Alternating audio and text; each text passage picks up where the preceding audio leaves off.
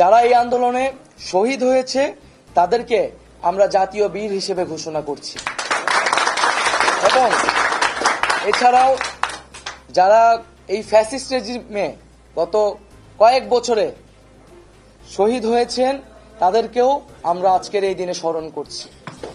এবং আমরা বলেছিলাম যে শেখ হাসিনার পদত্যাগই কিন্তু একমাত্র সমাধান হবে না। এই যে তারা একটি গণহত্যার সাথে জড়িত এবং এর আগেও পিলখানা হত্যাকাণ্ড থেকে শুরু করে বিভিন্ন গণহত্যা, গুম, খুন, মানবাধিকার লঙ্ঘন, ভোটাধিকার লঙ্ঘনের সাথে তারা জড়িত। এর অবস্থায় বিচারের ব্যবস্থা করতে হবে।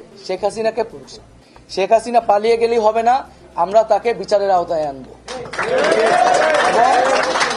এবং শুধু ফ্যাসিবাদ, যারা ফ্যাসিজমে সরাসরি সহায়তা করেছে এবং তাদের সমর্থক, তাদেরকে বিচারের আওতায় আনা হবে। এবং আমরা বলতে চাচ্ছি যে অভ্যুত্থানকারী ছাত্র নাগরিকের সমর্থিত বা প্রস্তাবিত সরকার ছাড়া আমরা কিন্তু আর কোনো ধরনের সরকারকে সমর্থন করব না। সেটা সেনা সমর্থিত সরকার হতে পারে বা জরুরি অবস্থা দিয়ে রাষ্ট্রপতি শাসিত সরকার হতে পারে। আমরা এই ধরনের কোন সরকারকে বিপ্লবী ছাত্র জনতা গ্রহণ করবে না।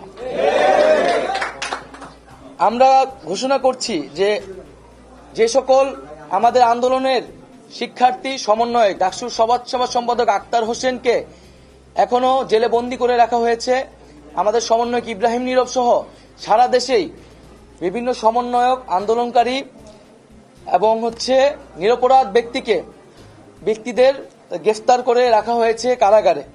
আমরা সকল কারাবন্দীদের, এই আন্দোলনের কারাবন্দী এবং এছাড়াও এই ফ্যাসিস্ট রেজিমে যে নিরপরাধ ব্যক্তি এবং রাজবন্দী করে রাখা হয়েছে তাদেরকে আগামী 24 ঘন্টার মধ্যে মুক্ত করার ঘোষণা করছি। তাদেরকে 24 ঘন্টার মধ্যে আমরা আমাদের সাথে রাজপথে দেখতে চাই। এবং আমরা মুক্তিকামী ছাত্র জনতার প্রতি আহ্বান রাখছি যে তারা যাতে আমাদের কাছ থেকে যে 24 ঘন্টার মধ্যে আমরা যে চূড়ান্ত সরকারের রূপরেখা দিব তা ঘোষণার আগ পর্যন্ত তারা যাতে রাজপথে অবস্থান করে।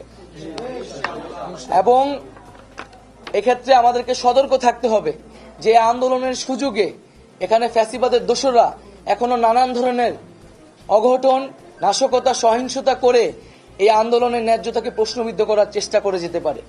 আমরা আহ্বান জানাচ্ছি সকলের প্রতি, এই দেশ আমার, এই রাষ্ট্রীয় সম্পদ আমাদের, সেক্ষেত্রে কেউ যাতে কোনো ধরনের লুটপাট, সাম্প্রদায়িক হামলা, কোনো ধরনের উস্কানিতে কান না পাতে মুক্তিকামী ছাত্র জনতাকেই সতর্ক থাকতে হবে এবং দেশের সম্পদ রক্ষা করতে হবে।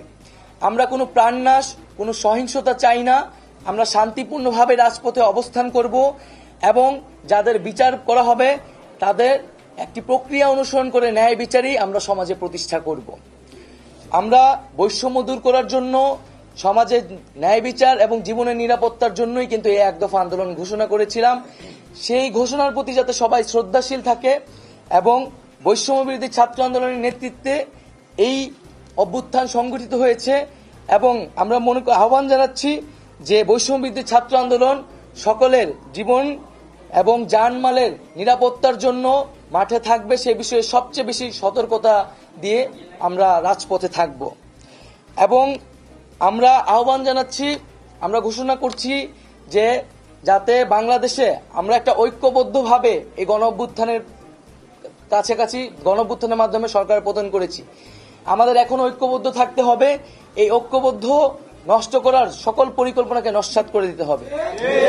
সেজন্য আমরা বারবার বলেছি যে আমরা এই হাসিনা রেজিম, এই ফ্যাসিবাদী ব্যবস্থার বিপরীতে, খুনি সরকারের বিপরীতে প্রতিবাদী জনতা।